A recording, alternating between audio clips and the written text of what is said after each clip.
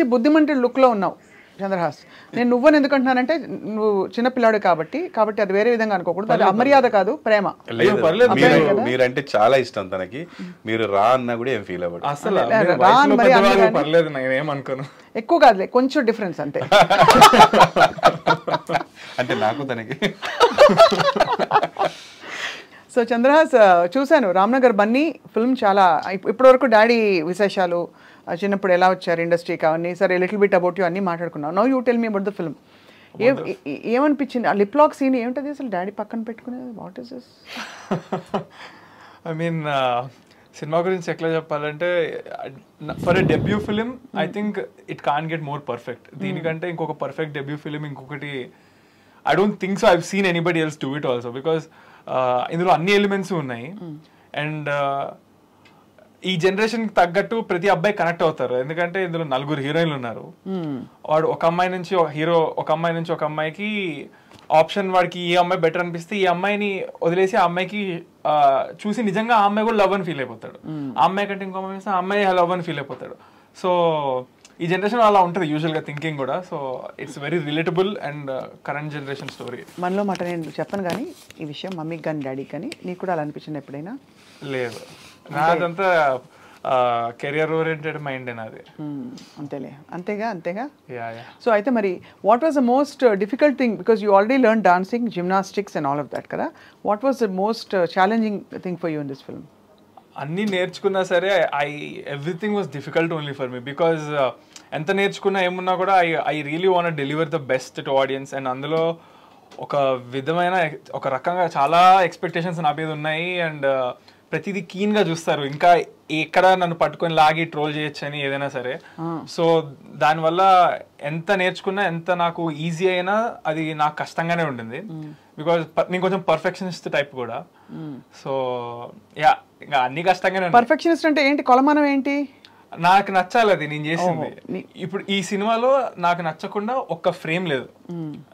అది ఇంకా పర్ఫెక్షనిస్ట్ అంటే అదే. You like your self, loved your self? Yeah, 100%. కానీ చాలా తెలివిగా ఒక క్వశ్చన్ స్కిప్ చేశాడండి. ఏంటది? లిప్ లాక్ డాడీ ఉన్నాడు, ఏం అనిపించింది స్కిప్ చేసి వేరే ఏదో చెప్పుకుంటూ వచ్చాడు. అది ఎలాగో అడుగుతాను, మళ్ళీ అడుగుతాను నేను కూడా తగ్గేదేలే. అర్థమైంది కదా? అంటే వీడు కూడా బన్నీ వెళ్ళండి ఏ కమాన్ అనమాట. అంతే, వెరీ గుడ్. ఇప్పుడు మీరు ఆ క్వశ్చన్ అందులో ఏం లేదు ఆన్సర్ చేయడానికి, అది క్యారెక్టర్ అంతే. క్యారెక్టర్ చెప్పండి చూసారా, అంతవరకు ఇలా చెప్తున్నది ఇప్పుడు అది ఏం లేదు. చంద్రహాస్ చేసాడు అనుకోండి ముందు, that is not acceptable. Ramnagar Bunny చేశాడు, నాకు ఆ క్యారెక్టర్ అది అంతే. కానీ అంటే డిడ్ యూ క్వశ్చన్, అసలు ఏమైనా క్వశ్చన్స్ అడిగి? బికాస్ నాన్నగారు చెప్పడం ప్రకారం ఇదివరకు పాత జనరేషన్ వాళ్ళంటే బుద్ధిగా చేసేవాళ్ళు. ఇప్పుడు అందరూ ఆ కెమెరా అక్కడ ఎందుకు పెట్టాం, ఏంది ఇక్కడ ఎందుకు పెట్టాం, ఇట్లా చేయాలి నేను, అట్లా చేయాలి అని అడుగుతారు కదా. అలా ఏం లేదు. అంటే యాక్చువల్గా ఒకటైతే ఉంటుంది, మా డైరెక్టర్ గారు ఒకటి చెప్తారు, నేను ఒకటి అనుకుంటాను, డాడీ సెట్లు ఉంటే డాడీ ఒకటి అంటారు. సో 3 అయితే చేసేస్తానంట. ఫస్ట్ నేను అనుకుందే చేస్తా, తర్వాత వాళ్ళిద్దరు కావాల్సింది కూడా చేస్తా, తర్వాత ఎడిట్లో చూసుకుందాంలే అనుకొని అట్లా. సో ఎడిట్లో అప్పుడు ఆబ్వియస్లీ ద బెస్ట్ చూస్ చేసుకుంటాం కాబట్టి దాట్స్ హౌ ఇట్ హ్యాపెన్. ఈ ఫిల్మ్లో ఏమన్నా స్టోరీలో, although there is lot of fun, humour, entertainment, there is any take away ఏమన్నా ఉందా? లైక్ మెసేజ్ అని చెప్పను, భారీగా ఉంది మెసేజ్ అంటే, బట్ తీసుకోవాలంటే ఉంటుంది, కానీ లైట్ తీసుకోవడానికి ఉండేటట్టుగా స్కోప్ చాలా ఉంటుంది. సో బట్ తీసుకోవాలంటే ఒక చిన్న మెసేజ్ ఉంటుంది. నీ యాటిట్యూడ్ ఏంటి generally about career and life? Light తీసుకో, ఏదైతే అయిందని అట్లా గో విత్ ద ఫ్లో. పెద్దగా అసలు ఓవర్ థింక్ ఏది చేయను. అసలు నేను దేని గురించి నేను లైఫ్లో ఏది సీరియస్ తీసుకుందాం, only thing I take seriously is my profession. అదొక్కటి వచ్చినప్పటికి మాత్రం ఐఎమ్ వెరీ సీరియస్. అది కాకుండా ఏదైనా సరే అసలు it just goes over my head ఇలాగా. అంతేనా? మనకి యాటిట్యూడ్ స్టార్ అయినందుకు ఆ మధ్యలో ఆ ట్రోలింగ్ అది అయినప్పుడు were you upset at any time? అస్సలు యాక్చువల్లీ ఎంజాయింగ్ ఇట్. నేను అప్పుడు కూడా నేను ఎవ్రీ మీమ్ ఆల్మోస్ట్ అన్ని నేను నా స్టోరీ పెట్టేశాను. ఎందుకు పెట్టానంటే నాకు పంపుతున్నారు చాలా మంది, చూస్తున్నావా ఇలా జరుగుతుంది అని. అరే భయ్ నేను చూస్తున్నారు బాబు, నాకు కనిపిస్తుంది అని చెప్పి ఆ క్లారిటీ ఇవ్వడం కోసం, అండ్ నేనేం ఫీల్ అవ్వట్లేదని తెలియడం కోసం అప్పుడు కూడా నేను ఆల్మోస్ట్ 200-300 స్టోరీస్ దాకా పెట్టా. ఒక ట్రైన్ లాగా పెట్టినా, అన్ని పెట్టా. ఎందుకంటే నేను చూస్తున్నాను, నాకు పర్లేదు అని చెప్పి. And they were all entertainment to be honest. I also laughed at them. బాగుండే కొన్ని ఓవర్ ద లైన్ వెళ్ళినాయి. బట్ వాటికి కూడా నేను అంత ఫీల్ అవ్వలేదు. బికాజ్ ఇంకా చిన్నప్పటి నుంచి నేను మా ఫాదర్ పైన బ్యాడ్ కామెంట్స్ కూడా యూట్యూబ్ లో నేను చూసాను. సో చిన్నప్పుడే నేను అవి చూసున్నాను కదా మా డాడీ మీద. కామన్ అనుకున్నాను. నాకు అలవాటు అయిపోయింది. ఇంకా అంటే చిన్నప్పుడు బాధపడేటోండి, ఎందుకంటే అప్పుడు మా డాడీ అంటే నాకు చాలా ఇష్టము. ఇప్పుడు లేదా? ఇప్పుడు కూడా ఇష్టమే, కానీ అప్పుడు అలవాటు అయిపోయింది కదా. సో ఇప్పుడు ఎట్ దిస్ పాయింట్ మా డాడీని పైన కమెంట్స్ అవుతేనే నేను ఫీల్ అవునప్పుడు నా పైన కమెంట్స్కి ఇంకా అసలు పిచ్చ లైట్ తీసుకుంటారు. అంతేనా? కానీ ఒక్కదానికి హర్ట్ అవుతా. ఏంటది? ఒక విషయానికి ఇప్పటికీ నేను హర్ట్ అవుతా. నాకు సపోర్ట్ చేస్తూ ఒకళ్ళు 2-3 కామెంట్లు పెడతారు. అంటే ఇప్పుడు కామెంట్స్లో చూసుకుంటే 99% కామెంట్స్ బ్యాడే ఉంటాయి అన్ని. అంటే చాలా వైలెంట్ కామెంట్స్ ఉంటాయి. బట్ నేను సైలెంట్ లైక్స్ చూస్తా. లైక్స్ వరకు నేను చూస్తాను, కామెంట్స్ పట్టించుకోను. బట్ అందులో కూడా నేనంటే ఇష్టపడేటోళ్ళు కానీ కొంచెం పాజిటివ్ నేచర్ ఉన్న వాళ్ళు మంచిగా కమెంట్ పెడతారు.